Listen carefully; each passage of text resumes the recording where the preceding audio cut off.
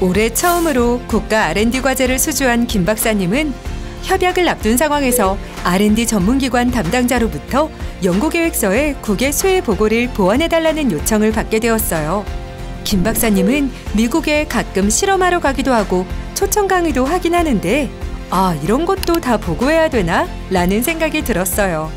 보고를 안 하자니 좀 찜찜하고 보고를 하려고 보니 무엇을 해야 할지 보고하면 어떻게 되는 건지 모르겠고 조금 복잡하시죠?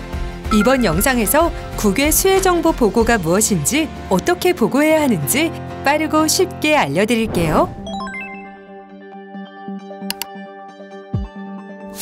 세계적으로 주요 국가들이 첨단 과학기술 분야에서 우위를 차지하기 위한 경쟁이 거세지며 악의적으로 다른 나라의 첨단 기술을 탈취하는 사례가 증가하고 있어요. 치열한 경쟁과 함께 국제 공동 연구도 늘어나고 있기에 우리나라의 소중한 연구 자산도 예외 없이 위험에 노출되어 있다고 할 수 있어요. 이에 정부에서는 연구자와 연구자의 소중한 아이디어, 성과를 보호하고자 연구자들이 국외로부터 지원받는 사항을 보고하도록 하는 국외 수혜 정보 보고 제도를 24년 2월 6일부터 도입하였어요.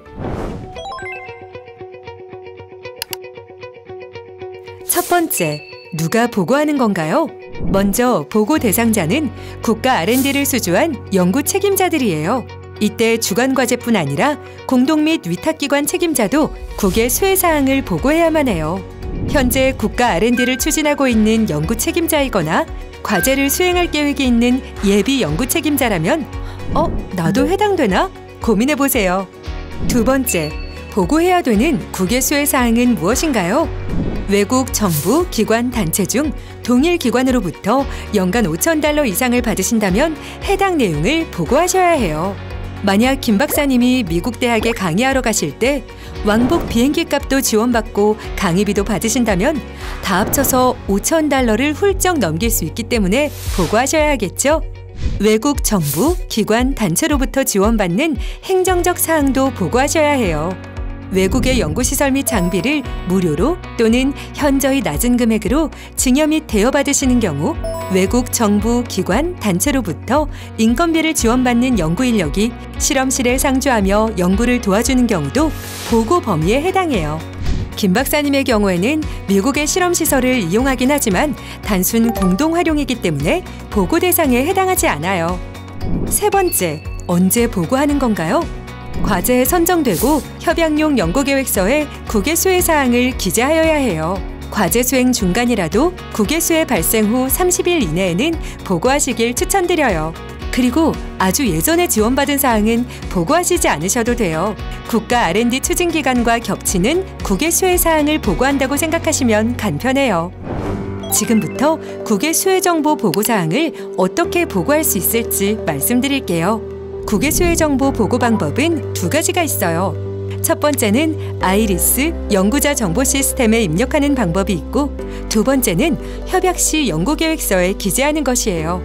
먼저 아이리스 연구자 정보 시스템에서 국외 수혜 정보 보고하는 방법을 알려드릴게요. 아이리스에 로그인한 뒤 아이리스 화면 로고 바로 위에 국가 연구자 정보 시스템에 접속하세요. 연구업적 관리 메뉴에 국외 수혜 정보를 클릭하세요.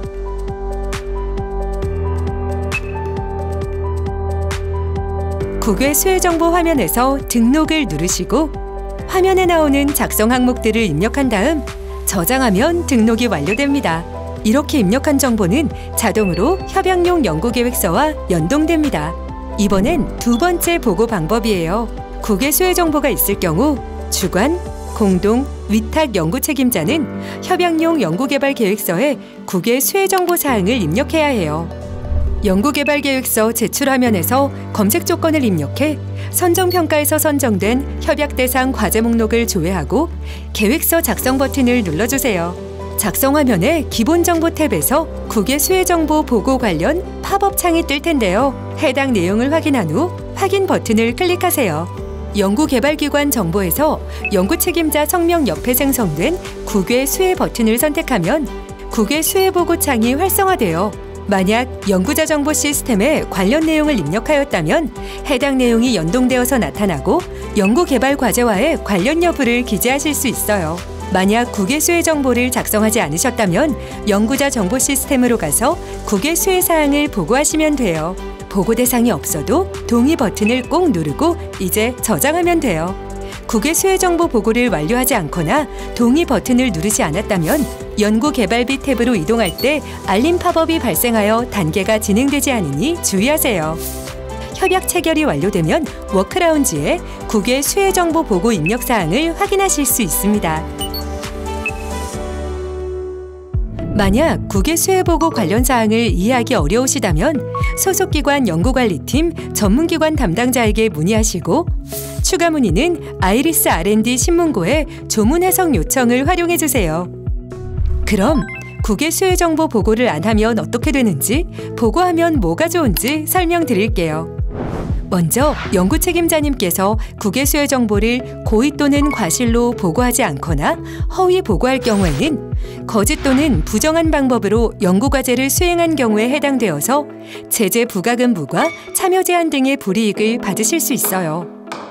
국외 수혜 사항을 보고하였다면 연구자 자산이 유출될 수 있는 난감한 상황에 빠졌을 때 연구기관 담당자, 전문가들과 함께 문제를 해결할 수도 있고, 국제과학기술계로부터 투명한 연구를 추진하는 연구자라는 신망을 받으며 보호받는 환경하에서 더욱 자유롭게 국제협력을 추진하실 수 있습니다.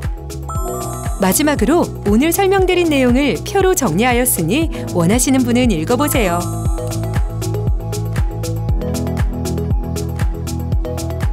영상을 보시는 모두가 국제사회에 신뢰받는 연구자로 발돋움하시길 기원합니다. 감사합니다.